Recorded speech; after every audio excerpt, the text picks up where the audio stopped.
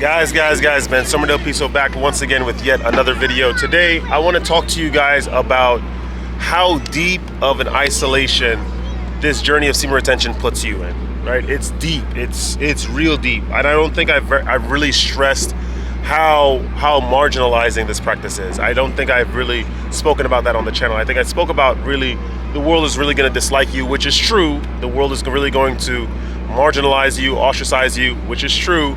And they're going to have visceral, angry, negative emotions towards you, which are all true. But I want to talk to you guys or push home how isolating this practice is. And it's not necessarily you doing something unnatural, which is why you're feeling this isolation, which feels unnatural, which feels agonizing.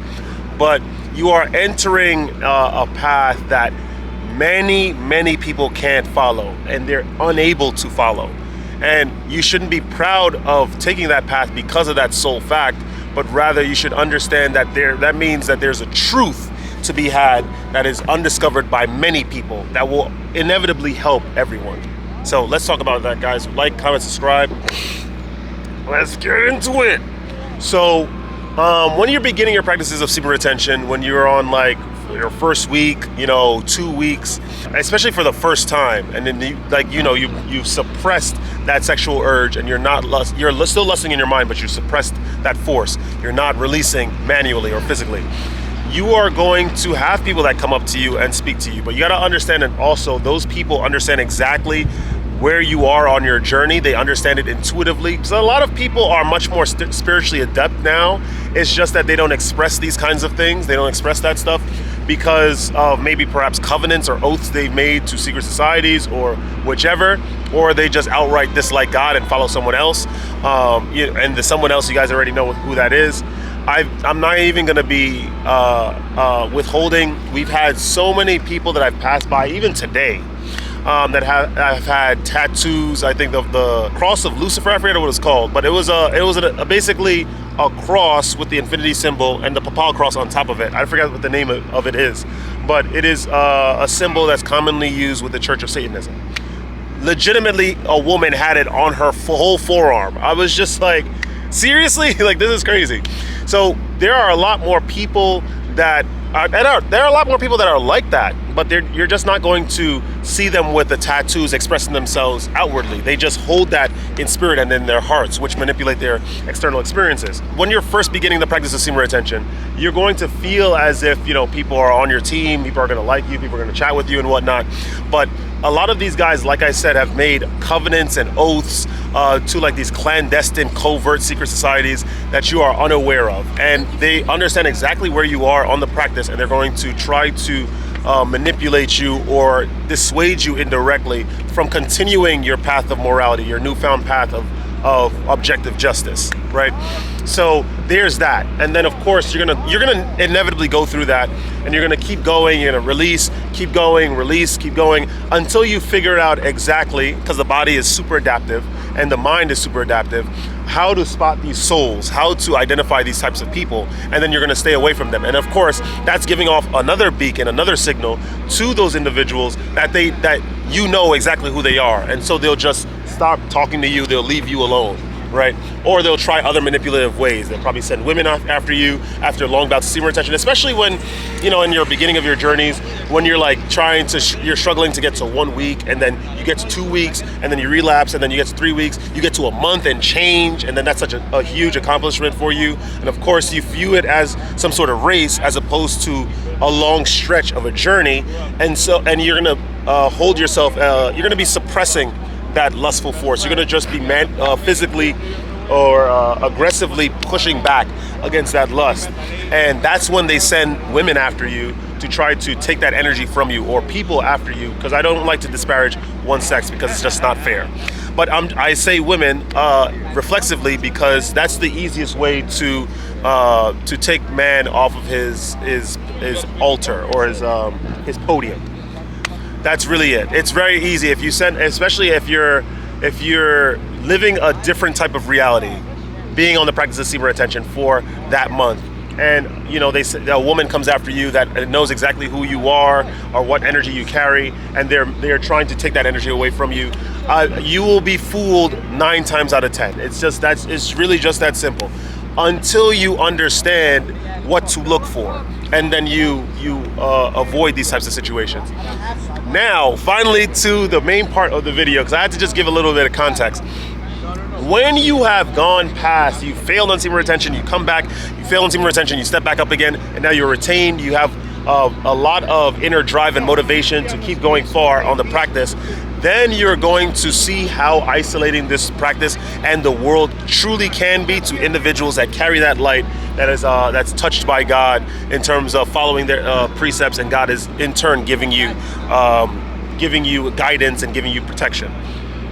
You need to also understand that in addition to a lot of that isolation being forced because it's by people from secret societies or people that made oaths and covenants that are seeking to isolate you and marginalize you so you could sort of capsize against yourself, it is also due to a mass ignorance of the world at large as well, of that energy and how to respond to it. The world, the history of the world, they have been very, very few people that have learned this energy of semen retention, that have learned how to channel their physical energy. And more people than not constantly living in the worlds of pleasure, in the worlds of hedonism, nihilism, and just exploitation of the ignorant. That's really what it is. The ruling classes have led for as long as they have because they keep information away from you that will better you, that will help you ascend, and they use that information against you for dominion and intimidation. That's really what it is. It's always been that way. It's like this now, except they still are trying their best to safeguard the little bits of information that have not been publicized yet or democratized. Understanding all of this information and still walking on your paths of semen retention, being shadowed by God, you are going to be isolated from the world at large. You're going to see that there's been a lot of relationships that you've been in, interpersonal and intimate, that you really shouldn't have been in. A lot of people have sought, or majority of people in your life have sought to manipulate you or take your energy from you, or to make you seem as if you are not the person that you know you are, and you're actually much worse. And then in turn, you have this self-defeating belief that constantly limits you from being your best, from doing your complete hardest, working your complete hardest in a situation, in social situations. This is the way things are, really, and it's really, really unfortunate. Especially, I'm going to speak in my case because that's been my entire life.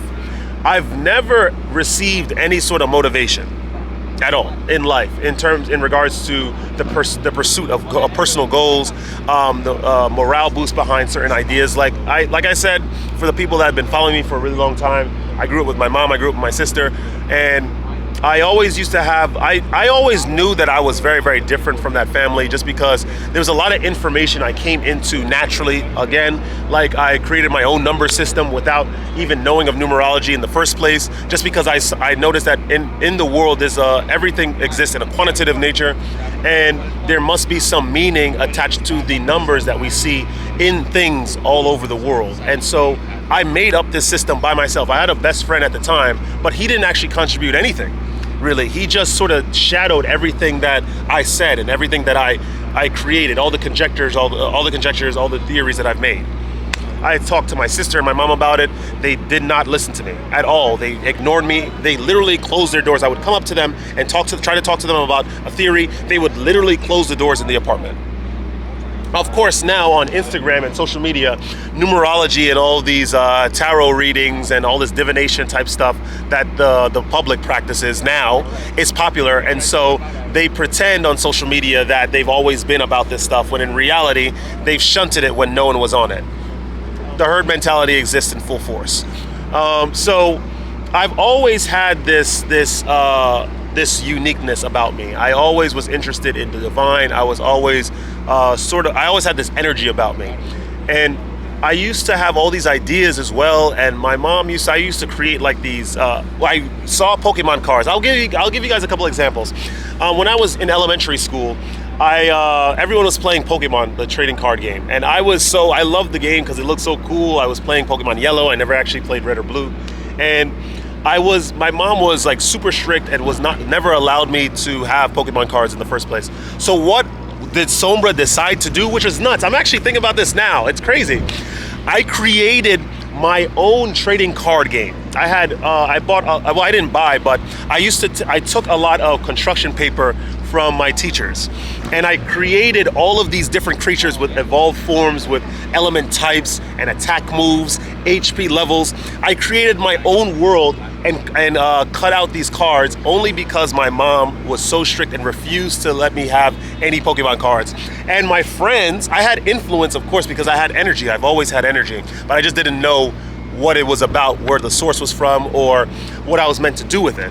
And so I created this card game, and then I invited my friends to do so. They played with me. I created my own system of how to attack, how to summon cards, everything. And I created their cards for them. This is what I had to do to circumvent that demoralizing nature from my mom and my sister.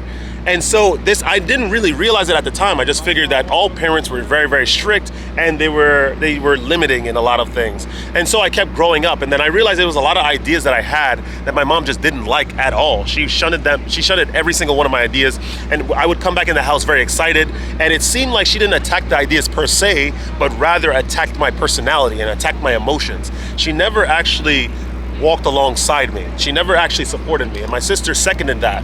I was never supported in that house whatsoever. And I only noticed this in the beginning of this year when I realized that I've been giving again my energy to individuals and entities that, number one, do not have the aptitude literally and spiritually to hold that energy to reciprocate, and number two, that are of a malevolent nature due to perhaps clandestine covenants and oaths they've made with secret societies, or maybe they just dislike God altogether, and they only seek to attack the hearts of individuals that are touched by God, that have the light in them because they follow the precepts, right?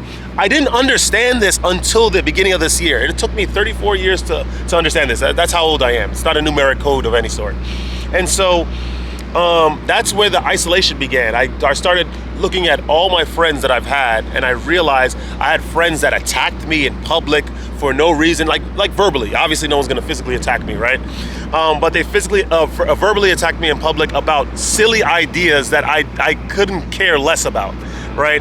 And it was just annoying. They would act differently in private, and a lot of my friends were like this. A lot of them followed the same format, the same trajectory, the same direction of conversation and thought, and action. I just wasn't impressed with this anymore. I just didn't want to deal with this. I had the energy, and I just thought that I thought that it was just people. This is just how people were, because even in my workspaces, people would begin a certain way, they would speak to me a certain way, and then they just suddenly switch.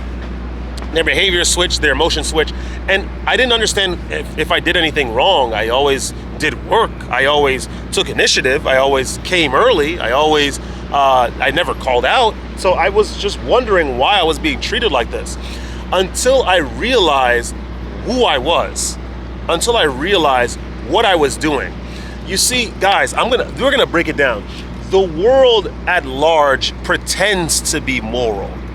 This is the truth. The world will pretend to be good. You have people that seem great, like Keanu Reeves, right? Everyone thinks that he's such a great actor because he has like this nice aura. But in reality, it's Hollywood and marketing that have made him out to be that way. We have no idea about what he believes in. We have never seen him worship God. We have never seen him do anything like that. So how do we know that he's really a good person?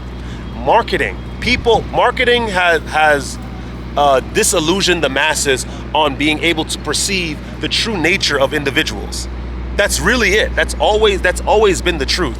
And I realized, because people falsify these broadcasts of morality, they're actually not good people at all. The majority of people, 99% of people are not good. They exploit, like I said, they're ignorant.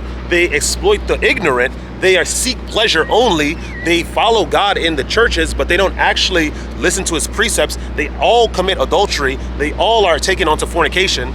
they all smoke, do drugs, smoke weed, drink alcohol. Because again, like I explained in my earlier videos, the way of God's will, which is the events, the experiences of life, comes with ups and downs, and they feel that they are obligated to only experience the highs, and so they drink and smoke and do drugs in order to reject all of the down periods that come naturally with life, which is God's will. I realize that the majority of people are not moral. It doesn't matter what country they're from. It doesn't matter what race they're from. None of that actually matters. All of it is just the nature of human beings. They seek to hoard. That's really what it is. And I don't want to keep getting into this like this perpetual little loop here, but I'm just going to get to the main point. I realize, and I'm not exalting myself over anyone else, but I'm just not that way. I'm just not built that way at all. I don't go into an environment and just the first thought is, how am I going to exploit this? Or I don't go to a foreign country, and I seek to fornicate. Like that doesn't come to me intuitively or reflexively. When I go to a new place, like when we were in North Macedonia, we went to Kriva Palanka, like the guys that were following me last year. For the guys that haven't been following me, earlier this year, we went to North Macedonia. We were staying in Bulgaria, but we went to North Macedonia, and we stopped off in that country just because we saw calisthenic equipment. That is it. We didn't care about the women. We didn't care about the dudes. We didn't care about the food. Nothing like that. That came second, the food. But we went there solely because we were driven by the impulses of my heart and my spirit to go do something exercise related. I realized that I think I'm really a good person generally. Genuinely, I am a good person. I think, and I've realized the friction that I've always received here. I'm going to give further proof. I don't like to disclose my dreams online because we definitely have a lot of people that watch my channel that have made covenants. We're going to keep it at that, and made oaths with secret societies. I'm 100% sure. I don't doubt this at all. I had a dream the other day. It was like a month ago where I was in like an area. It was like the public, and it was sort of like now. You see people walking around, doing their fun with families, with loved ones, with people that they're trying to fornicate with and trying to exploit and trying to take advantage of. And I felt completely at odds with them until I saw a being. Guys, I'm not kidding. I don't like to disclose my dreams so much, like I said, for the aforementioned reason. But I saw a being. And it was a scary being. It was a woman, but she was old, and she had like white eyes. It was like sort of like resembled the Byakugan from the Hyuga clan in Naruto, for the guys that watched anime.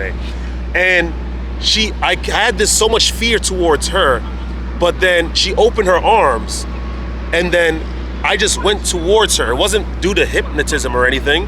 I just had this impulse to hug her, and when we embraced, my mind gave me thoughts, or maybe it was God or whatever it may be, of that this is my person, this is my species, this is my brethren. And then the dream stopped. I don't have a lot of dreams now, but that was something that I remembered from a month and change ago.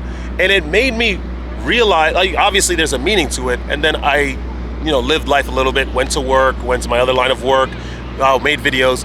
And then it struck me that dream was symbolic of me being a completely different type of person from the individuals here. Seriously, the reason why I've had so much friction during my entire life, even though I've tried to fit in and I try to adjust my behavior a lot and I try to learn their ways, is because I'm not like these people at all. And this is like the human being experience, not necessarily a race of Jamaican or Ukrainian or Georgian. It's just the human being ways are fundamentally foreign to me, which is why I've always had friction with this world. I've never understood that until now. And it will continue to happen because I'm bound to God. Like I'm following all his precepts. We're escaping fornication. We're not feeling pride. We're not feeling angry. We're not feeling vengeful. We're not like trying to commit violence or anything like that, or steal or manipulate. I'm just living my life. I'm just holding my energy. I'm staying away from the people of the world. I'm being celibate, and I'm just doing the right thing. And we're gonna continue being chastised by the world. That's really the truth. That's really what it is. And I'm going to tell you guys too, if you receive, let's lock up the video because we've gone a little far. When you continue on your journeys of semen retention, you're going to come to the same conclusion.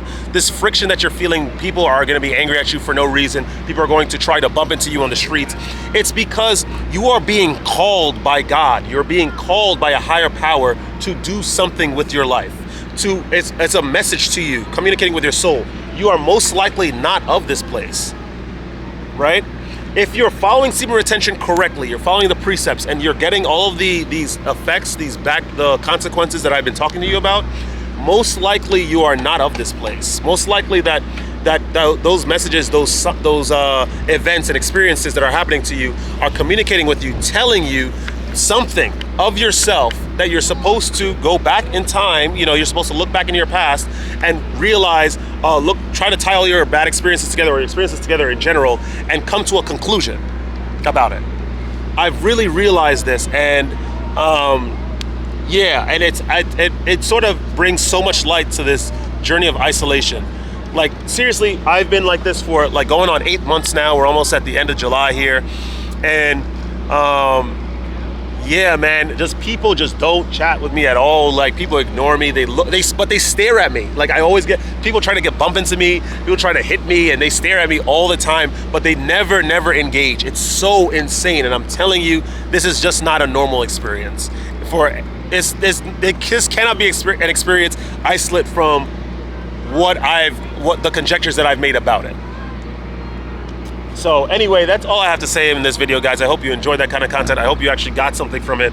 If you did, leave a like, comment, subscribe. If you did and you don't feel like doing the aforementioned 3, then that's great. Just keep watching the content. Don't ever let this place get you down, guys. Don't ever let this place get you down. I'm telling you, we're getting into a new world now, right? Where people that believe that they follow certain religions and they're actually following the commandments of those respective religions are not. They're taking on the fornication, they smoke, they drink, they do drugs, and they try to exploit the ignorant.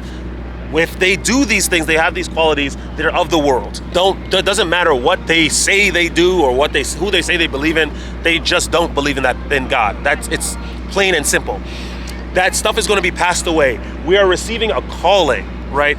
To be our best selves, to follow God, to follow the precepts of God, to stay within your own energy, to stop adhering to the inversion of the natural in the world. Like, this is the calling, this is the destiny, this is what's going on now. And so you have to embrace all of this, accept it, understand that your isolation, it's only gonna, if it lasts indefinitely in your life here, then it's only of the world, and it is fine, right? As long as you don't fall into sin and you don't fall into the same patterns as everyone else, right? Condemning yourself. I love you all. Stay radiant. I'm going to see you guys in the next video. Woo!